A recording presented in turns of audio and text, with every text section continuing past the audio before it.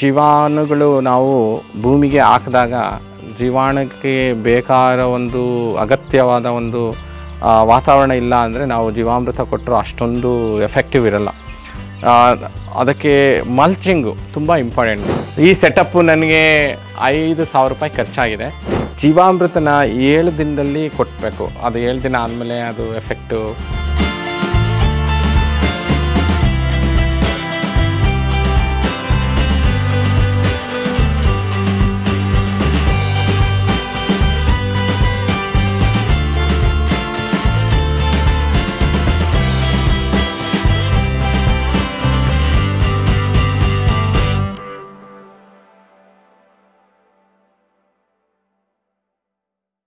ನಮಸ್ಕಾರ, ನನ್ನ ಹೆಸರು ಬಸವರಾಜ್ ಅಂತ. ನಾನು ಬೆಂಗಳೂರಿಂದ ಇಲ್ಲಿ ಮೈಸೂರಿಗೆ 2 ವರ್ಷದಿಂದ ರೀಸೆಂಟಾಗಿ ಶಿಫ್ಟ್ ಆದೆ.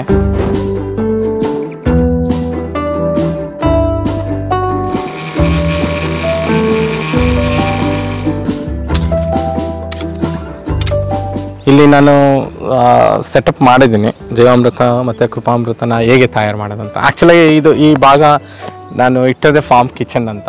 ಹೆಂಗೆ ನಮ್ಮ ಒಂದು ಮನೆ ಇದ್ದಾಗ ಹೇಗೆ ನಮಗೆ ಅಡುಗೆ ಮಾಡಿ ಊಟ ಮಾಡೋದಕ್ಕೆ ಕಿಚನ್ ತುಂಬ ಇಂಪಾರ್ಟೆಂಟು. ಅಡುಗೆ ಮನೆ ಅನ್ನೋದು ತುಂಬ ಇಂಪಾರ್ಟೆಂಟು. ಈ ಹೊಲಕ್ಕೆ ನಮಗೆ ಇದೇ ಅಡುಗೆ ಮನೆ. ಏನೇ ಬೇಕಾದರೂ ಇಲ್ಲೇ ತಯಾರು ಮಾಡ್ತೀವಿ. ಸೊ ಇಲ್ಲಿ ಒಂದು ಕೃಪಾಮೃತ ಮತ್ತು ಜೀವಾಮೃತ ತಯಾರು ಮಾಡ್ತೀವಿ. ಸೊ ಇಲ್ಲಿ 2 ತೊಟ್ಟಿ ಇದೆ ನನಗೆ. ಒಂದು ತೊಟ್ಟಿ ನೀವು ನೋಡ್ಬೋದು ಮೇಲ್ಗಡೆ, ಅದು ಒಂದು 3 ಅಡಿ 4 ಅಡಿ ಅಗಲ, 3 ಅಡಿ ಆಳ ಮತ್ತು 4 ಅಡಿ ಅಗಲ, ಸುಮಾರು ಒಂದು 600 ಲೀಟರು ಟೋಟಲ್ ಆಗಿ. ಸೊ ಒಂದು 200 ಲೀಟರ್ 600 ಲೀಟರ್ ಅಷ್ಟು ಇರೋವಷ್ಟು ಒಂದು ತೊಟ್ಟಿ ಇದೆ ಮೇಲೆ. ಕೆಳಗಡೆ ಒಂದು ತೊಟ್ಟಿನ ಒಂದು 4 ಅಡಿ ಡೀಪಲ್ಲಿ ನಾವು ಅದನ್ನು ಕೆಳಗಡೆ ಒಂದು ತೊಟ್ಟಿ ಇಟ್ಟಿದ್ದೀವಿ. ಅದು ನೋಡ್ಬೋದು. ಆ ಜೀವಾಮೃತ ನಾವು ತಯಾರು ಮಾಡಿ ಅಲ್ಲಿ ಫಿಲ್ಟರ್ ಇದೆ, ನ್ಯಾಚುರಲ್ ಆಗಿ ಫಿಲ್ಟರ್ ಆಗುತ್ತೆ, ಕಲ್ಲಿಂದ ಫಿಲ್ಟರ್ ಆಗಿ ಅದರಲ್ಲಿ ಫಿಲ್ಟರ್ ಆಗಿರೋ ಒಂದು ರಸ, ಜೀವಾಮೃತದ ರಸ ಬಂದು ಕೆಳಗಡೆ ಬರುತ್ತೆ. ಮತ್ತು ಅದಕ್ಕೆ ವೆಂಚುರಿ ಕೊಟ್ಟಿದ್ದೀವಿ. ಆ ವೆಂಚುರಿಯಿಂದ ಜೀವಾಮೃತನ ಅದು ನಾವು ತೆಗಿತೀವಿ. ಜೀವಾಮೃತ ಮತ್ತು ಕೃಪಾಮೃತ ಈ ಎರಡನ್ನು ವೆಂಚೂರಿಯಿಂದ ಇಂಜೆಕ್ಟ್ ಮಾಡಿ ಸ್ಪ್ರಿಂಕ್ಲರಿಂದ ಸ್ಪ್ರೆಡ್ ಆಗುತ್ತೆ.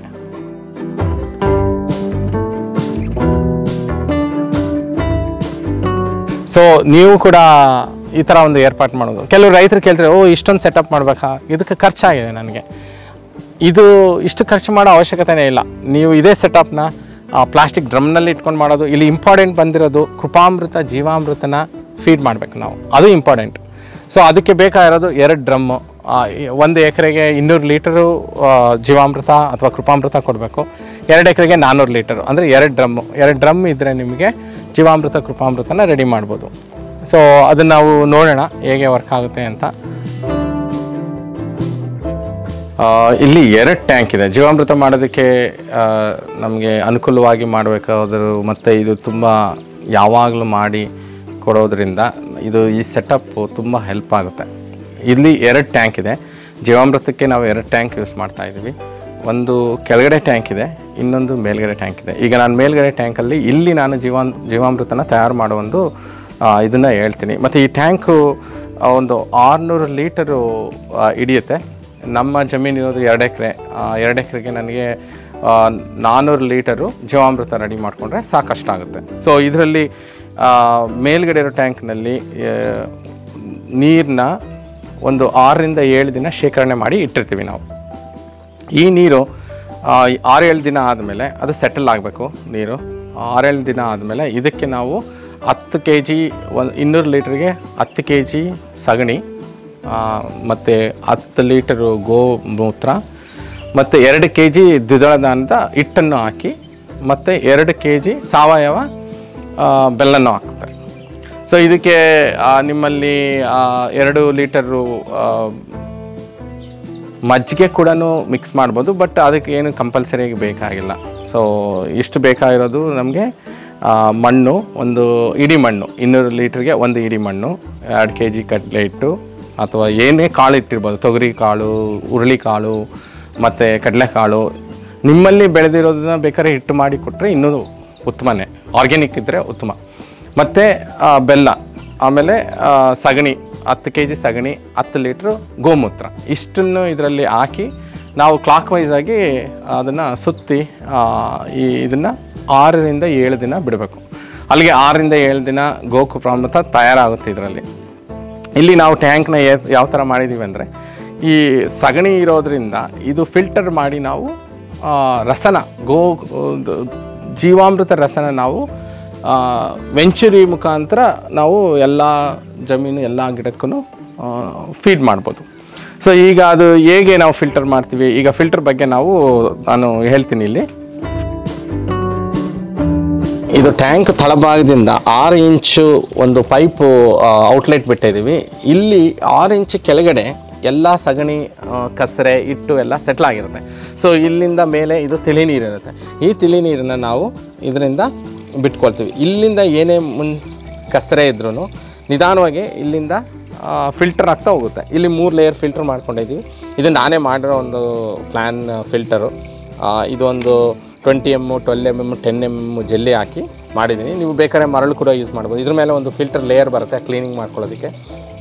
ಸೊ ಇಲ್ಲಿಂದ ಫಿಲ್ಟರ್ ಆಗಿ ನಮಗೆ ಗೋಕೃಪಾಮೃತ 2ನೇ ಟ್ಯಾಂಕು ಕೆಳಗಡೆ ಇರೋ ಟ್ಯಾಂಕಿಗೆ ಸ್ಟೋರ್ ಆಗುತ್ತೆ. ಸೊ ಇದು ನಮಗೆ ಹೇಗೆ ಹೆಲ್ಪ್ ಆಗುತ್ತೆ ಅಂದರೆ, ನಮಗೆ ವೆಂಚೂರಿನಲ್ಲಿ ಜೀವಾಮೃತದ ಒಂದು ರಸವನ್ನು ನಾವು ಡೈರೆಕ್ಟ್ ವೆಂಚೂರಿನಿಂದ ನಾವು ಫೀಡ್ ಮಾಡ್ಬೋದು ಇದಕ್ಕೆ.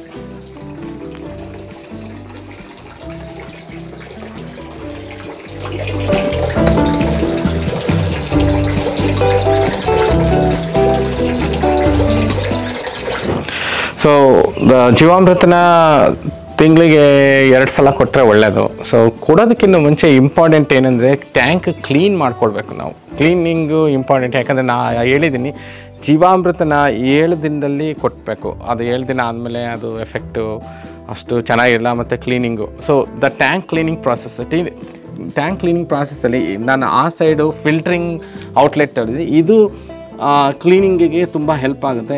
ಇದು ಒಂದು ಪೈಪ್ ಬಂದು ಈ ಟ್ಯಾಂಕಿನ ತಳಭಾಗದಲ್ಲಿದೆ. ಇಲ್ಲಿ ಈ ಒಂದು 6 ಇಂಚಿನಲ್ಲಿ ಏನಿದೆ ಕಸರೆ, ಸಗಣಿ ಮತ್ತು ದ್ವಿದಳ ಧಾನ್ಯದ ಹಿಟ್ಟು ಇದೆಲ್ಲ ಸೆಟ್ಲ್ ಆಗಿರೋದನ್ನ ಈ ಕಸರೆಯನ್ನು ನಾವು ಈ ಪೈಪಿಂದ ತೆಗೆದು ಹೊರಗಡೆಗೆ ಇದು ಮಾಡ್ತೀವಿ. ಹೊರಗಡೆ ಬಂದುಬಿಡುತ್ತೆ. ಅದು ಹೊರಗಡೆ ಬಂದಿರೋದು ಅದು ವೇಸ್ಟ್ ಮಾಡೋ ಒಂದು ಅವಶ್ಯಕತೆ ಇಲ್ಲ. ಅದನ್ನು ಮತ್ತೆ ನಾವು ಬೇರೆ ಒಂದು ಇದರಲ್ಲಿ ಕಲೆಕ್ಟ್ ಮಾಡಿ ಗಿಡಗಳಿಗೂ ತೊಗೊಂಡೋಗಿ ನಾವು ಹಾಕ್ಬೋದು. ಸೊ ಇದು ಕ್ಲೀನಿಂಗ್ ಪ್ರಾಸೆಸ್ಸು, ಇದು ಈಸಿಯೆಸ್ಟು ಆಗಿ ಮಾಡ್ಬೋದು ಇದು. ಸೊ ಹಂಗಾಗಿ ಒಂದು ಸಲ ಆದಮೇಲೆ ನೀರು ಹಾಕಿ ಕ್ಲೀನ್ ಮಾಡಿ ಈ ಟ್ಯಾಂಕ್ನ ಮತ್ತೆ 2ನೇ ಜೀವಾಮೃತಕ್ಕೆ ರೆಡಿ ಮಾಡ್ಕೊಳ್ಳೋದಕ್ಕೆ ನಿಮಗೆ ಹೆಲ್ಪ್ ಆಗುತ್ತೆ.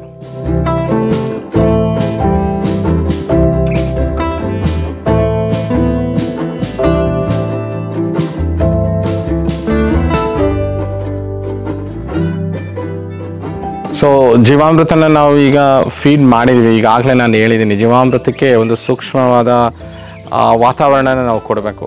ಯಾಕೆಂದರೆ ಜೀವಾಣುಗಳು ನಾವು ಭೂಮಿಗೆ ಹಾಕಿದಾಗ ಜೀವಾಣುಕ್ಕೆ ಬೇಕಾದ ಒಂದು ಅಗತ್ಯವಾದ ಒಂದು ವಾತಾವರಣ ಇಲ್ಲ ಅಂದರೆ ನಾವು ಜೀವಾಮೃತ ಕೊಟ್ಟರು ಅಷ್ಟೊಂದು ಎಫೆಕ್ಟಿವ್ ಇರಲ್ಲ. ಅದಕ್ಕೆ ಮಲ್ಚಿಂಗು ತುಂಬ ಇಂಪಾರ್ಟೆಂಟ್. ಈಗಾಗಲೇ ಹೇಳಿದ್ದೀನಿ, ದ್ವಿದಳ ಧಾನ್ಯದ್ದು ಅಥವಾ ಎಲೆ ಗೊಬ್ಬರದ್ದು. ಸೊ ಈ ಮಲ್ಚನ್ನ ನಾವು ಭೂಮಿಗೆ ಎಷ್ಟು ಹಾಸಿ ಅಲ್ಲಿ ಬಿಡ್ತೀವೋ, ಈ ಜೀವಾಣುಗಳು ಮಲ್ಚನ್ನು ತಿಂದು ಇಲ್ಲಿ ನಮ್ಮ ಮಣ್ಣಿನ ಫಲವತ್ತತೆ ಹೆಚ್ಚಾಗೋದಕ್ಕೆ ಒಂದು ಅವಕಾಶ ಇರುತ್ತೆ. ಸೊ ನಾವು ಜೀವಾಮೃತ ಎಷ್ಟು ಕೊಟ್ಟರು ಇದರಿಂದ ಉಪಯೋಗ ಇಲ್ಲ. ಸೊ ನಾವು ಕಳೆ ಏನು ಬೆಳೆಯುತ್ತೋ ಆ ಕಳೆನ ಕಿತ್ತು ಮತ್ತೆ ಭೂಮಿಗೆ ಹಾಕೋದು. ಮತ್ತು ಯಾವುದಾದ್ರೂ ನಾವು ಬೆಳೆ ಹಾಕಿದಾಗ ದ್ವಿದಳ ಧಾನ್ಯದ ಬೆಳೆಗಳು, ತೊಗರಿ ಬೆಳೆ, ಹುರುಳಿ ಏನೇ ಹಾಕಿದಾಗ ಆ ಹುರುಳಿನ ಉಪಯೋಗಿಸಿ ಹುರುಳಿಯಿಂದ ಬರೋ ಒಂದು ಇದನ್ನು ನಾವು ಮಲ್ಚ್ ಮಾಡಿದರೆ ಈ ಜೀವಾಮೃತಕ್ಕೂ ಮತ್ತು ನಾವು ಕೃಪಾಮೃತಕ್ಕೂ ಜೀವಾಣುಗಳಿಗೆ ಬೇಕಾಗಿರೋ ಒಂದು ತಿಂದು ಅದರಿಂದ ಜೀವಾಣುಗಳು ಉತ್ಪತ್ತಿ ಮಾಡೋದಕ್ಕೆ, ಫಲವತ್ತತೆ ಮಾಡೋದಕ್ಕೆ ಇದಕ್ಕೆ ನಮಗೆ ಉಪಯೋಗ ಆಗುತ್ತೆ. ಸೊ ಅದು ಇಂಪಾರ್ಟೆಂಟು. ಜಸ್ಟ್ ನಾವು ಎಷ್ಟು ಸಲ ಜೀವಾಮೃತ ಕೊಟ್ಟರು, ಎಷ್ಟು ಸಲ ಕೃಪಾಮೃತ ಕೊಟ್ಟರು ನಮಗೆ ಬೇಕಾಗಿರೋದು ಮೇಯ್ನು ಮಲ್ಚು.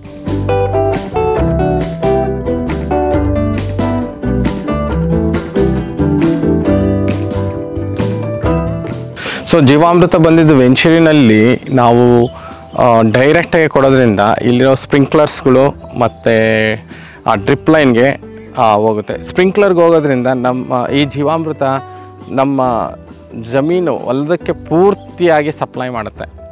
ಇಲ್ಲ ಅಂದರೆ ನಾವು ಜೀವಾಮೃತನ ಒಂದೊಂದು ಗಿಡಕ್ಕೂ ಅಳತೆ ಮಾಡಿ ಇಷ್ಟು ಲೀಟ್ರು ಅಂತ ಹಾಕಬೇಕಾಗುತ್ತೆ.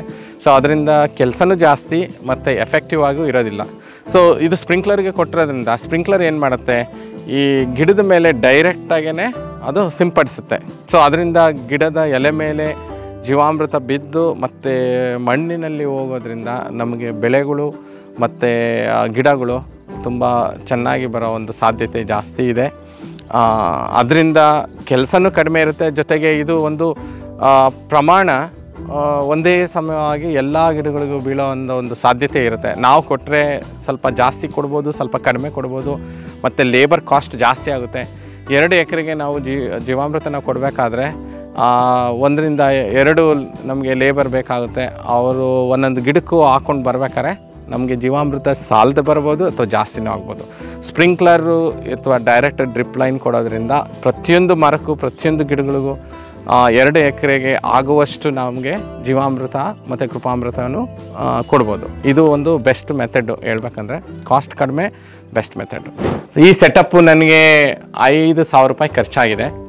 ಅಂದರೆ 4,000 ರೂಪಾಯಿ ಟ್ಯಾಂಕು, 1,000 ರಿಂದ 1,500 ಇದನ್ನು ಗಾರೆ ಕೆಲಸದಲ್ಲಿ ಮಾಡೋದಕ್ಕೆ. ನಾನು ಏನು ಹೇಳ್ತೀನಿ ಅಂದರೆ, ಸಾವಯವ ಕೃಷಿ ಮಾಡೋದು ಬಹಳ ಸುಲಭ, ನಾವೇನೂ ಮಾಡಲಿಲ್ಲ ಅಂದರೆ.